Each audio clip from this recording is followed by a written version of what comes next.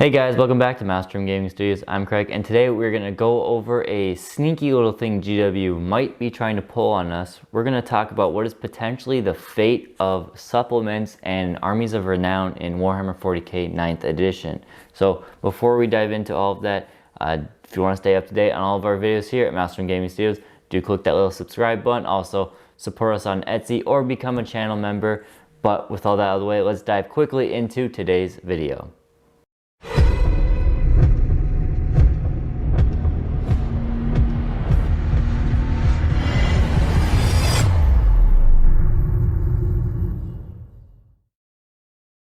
So in today's video, we're going to cover something I think GW might be trying to pull on us. There's some good and bad to this, so let's go into it. On Friday, GW announced a new set of models and items that are last chance to buy, meaning they're no longer going to make them. And when you first click on the link of what is last chance to buy, you see things like Huron Blackheart from the Chaos Space Marines, a decade or plus old model. You see some old Space Marines, things that are really, they're old, and obviously it makes sense that they're going last chance to buy. Almost no Primera stuff in here, some wound trackers, movement trays for Apocalypse, and then you get to, and Chaos Space Marine data cards, some more Chaos Lord stuff. So what hopefully that means is that Chaos is getting some new stuff. But more importantly, as you scroll down, you start seeing Crusade mission packs from 9th edition. You see a lot of them, and then you're like, okay, I guess maybe they were going to be a limited time. It's not the end of the world. But then you keep scrolling, and we have Warzone Octarius Book 2, Book 1, and we have Warzone Cardon, Book 1, and Book 2. All on last chance to buy. Now what is significant about these is that these are still used right now in competitive play. You have special detachments for the Orcs, the Skitarii, the Tyranids, right now High Fleet Leviathan, before the 9th edition Codex, and even if High Fleet Leviathan supplement stays, is probably the most competitive way to play Tyranids right now, along with some really good stuff for Dark Eldar and the AdMech. These books look like they're going away. Now you could say, oh, they're just maybe they're reprinting them, or they just, they don't want to keep making these books. But what is interesting to me is that why would they stop printing these if there are current rules in there where this is the only place you can get some of these rules? Now you could say, yes, some of the Tyranid rules are going out of date, but the core Leviathan supplement's still there. All of the sisters detachments, those are all going out. So it makes me wonder, did GW finally listen to us? Are they no longer going to be doing these supplements for the time being? Which makes me think, okay, no more new supplements, maybe at least until all of the codexes are out, which it should have been in the first place. But it also is thinking, are they going to say, now you cannot use these in matched play? Because what happens if somebody just starts their army, they just start playing, I don't know, Orcs, and they want to play, I believe it's the Blood Axes or the Red Axes that have their special detachment. What if they want to play with those special rules? They cannot get the book anymore, so just because they were late, they cannot have their own copy of the rules to use in competitive play. I think GW might be axing these supplement detachments from competitive play. Now, obviously, you can find them online, do whatever you want, play them with your friends if you want to. No one's going to stop you there.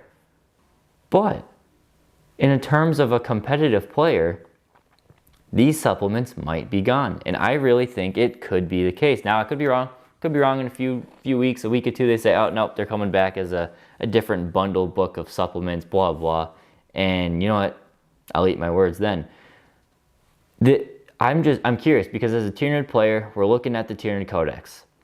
the playtest / leaked, whichever one it is that has been released out probably 2 or 3 weeks earlier than it should have, or really it never should have. It should be, you pay for your codex. Now you're probably going to lose a lot of money on sales. But more importantly, looking at it, High Fleet Leviathan is still the most competitive. If you pair High Fleet Leviathan supplement with the new 9th edition stuff, it is crazy powerful combos in there. But it might be gone. So two other things that bugs me. One, we all bought Leviathan, and yes, it was you could argue it was well worth it. It really took our codex to being competitive. For at least 6 months, it bought us competitive viability. But that's it? Is that all we did? We paid $55 for some rules that gave us 6 months of competitive viability, and now they're going to be canned and we have to buy another $55 codex. Now, granted, the codex will last us for at least a year or two, at least 1 year, hopefully 2, year and a half, I don't know. But still, all those people who might have just bought it are now going to find out that it's going to be worthless to them. There's some cool lore in there. There's some cool missions and fluff and crusade things. I just think these are gonna get canned from competitive play, at least. Now, what do you guys think? That's all there really is to talk about. I just wanted to talk about this because I know a lot of people are making lists and planning with the new 9th edition codex to run as Leviathan. I think you might want to think differently with Leviathan no longer being a viable, it will still be viable.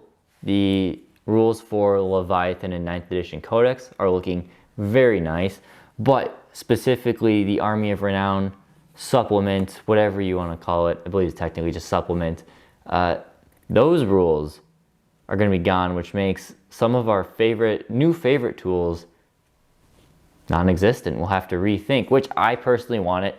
I am happy. None of the supplements. Start from square one, brand new codex. All high fleets have the chance to be the most competitive, not just Leviathan gets twice as many rules as everything else. That is what I've got. Short video. I just wanted to bring that to people's attention that hold on, this might be happening. Don't think too far ahead, and let's just keep an eye on it and see where it stands in the case of the upcoming rule set for 9th edition. And I'll keep you guys updated if we find out that any of these are officially going to be canned from competitive play. I think it'll be a big announcement if they do it. When they do it, we'll see. So let me know in the comments, most of you would be absolutely annoyed to find out that this book only gave you 6 months worth of value. I am, but it's tough because I liked the 6 months we had it were great. I just wish it, maybe it was lasted more than 6 months. And on the bright side, we're gonna have no other army, not that many left, are gonna have day 1 DLC, as we were calling this a while back. That's all I really have today. We'll keep it short. We are working on filming and writing all new videos for covering the 9th edition Tyranid Codex. I'm just being a little hesitant on releasing everything too soon in case there are changes that come out and this was truly a playtest. I think this codex is 99.9% locked in solid. There might be some significant changes, but we are currently writing and preparing to film videos and battle reports of the 9th edition Tyranid Codex, so stay tuned to that. But for today, that is all we have. Thank you guys for watching, and we'll catch you next time here at Maelstrom Gaming Studios.